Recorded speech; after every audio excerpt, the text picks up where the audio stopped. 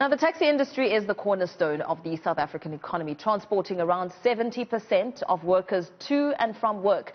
The industry has incurred heavy financial losses due to the COVID-19 pandemic, forcing operators to default on loans taken out to finance their fleet of taxis, while some financiers have offered payment holidays. One taxi finance company has taken the step to make a cash injection of 175 million rand to taxi owners to enable their clients to ride out the pandemic until they are back on their feet. Now, Bridge Taxi Finance says although their clients represent a small fraction of the total number of taxis in the country, they are now challenging business and government to come up with innovative ways to support the industry. For more on this, I'm joined by Vincent Raseroka, Chairman of Bridge Taxi Finance, via Zoom this morning. A very good morning to you. Thank you so much for your time.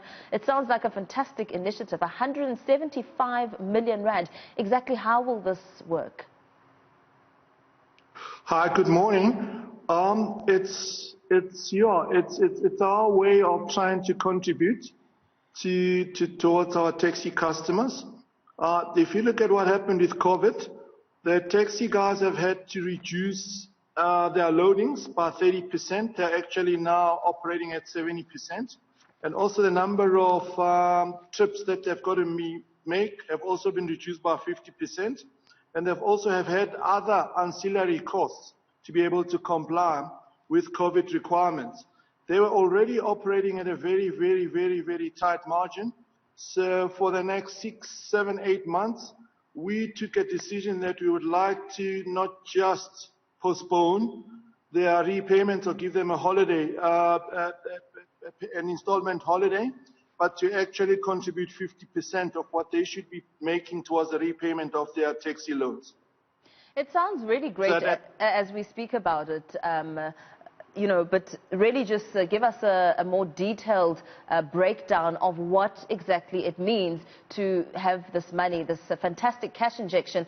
How in the end will the taxi boss need to finance their vehicle? And perhaps the big question is, what are the hidden costs that come with it? We do not have any hidden costs. I mean, one of the things that we do as Bridge Taxi is that I would like to remind everybody as to where the taxi industry actually comes from.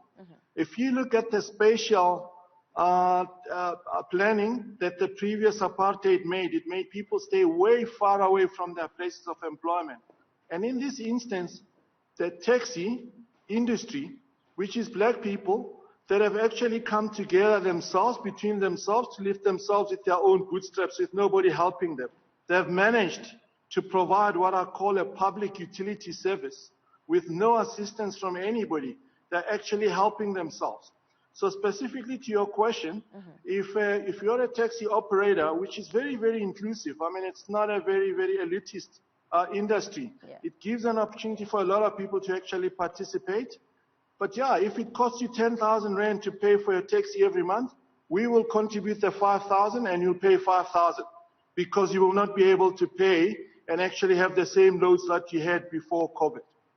As we speak about the finances and the rands and cents of it all, we know that as you and I speak, the taxi industry is up in arms. They are striking, saying that the 1.1 billion rand that they've been offered by government is not nearly enough, and they really just need more money to account for their losses that were incurred during the COVID-19 pandemic. What do you have to say to that? What I can say to you, I mean, if you look at the public goods that the taxis actually bring to the table, I mean, you can make an example. I mean, 70% of the workforce, if they don't go to work, there's no industry in this country. You cannot speak of London or New York without talking about the underground or tube system.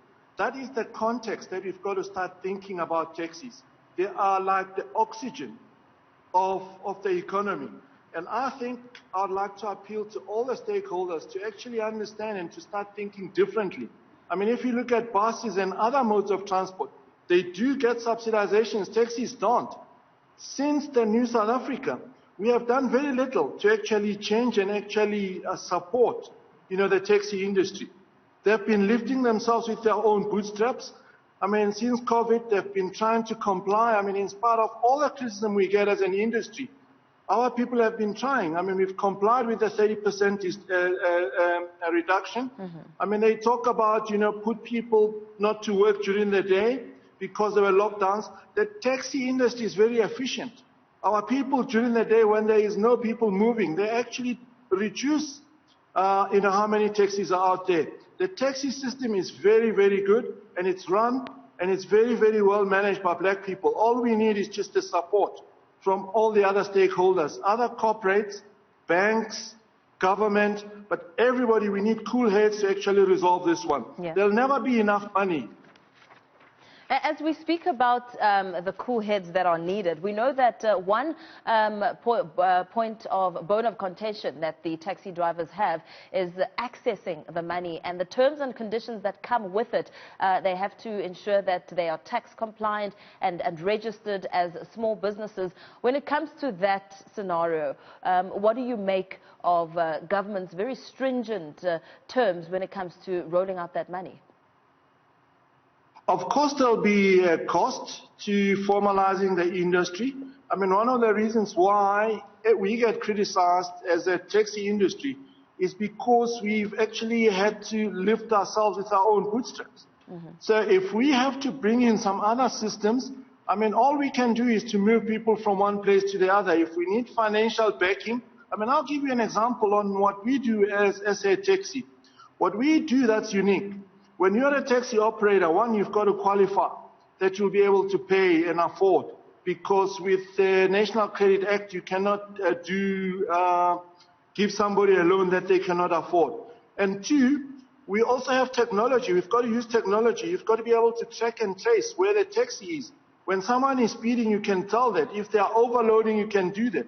In our business with Bridge Taxi Finance, if a taxi guy is not operating and is not making money, we don't criminalize them. We ask them just to bring the taxi back, and we will find another taxi operator that can actually run the business. So we've got to use technology, and we've got to support this industry.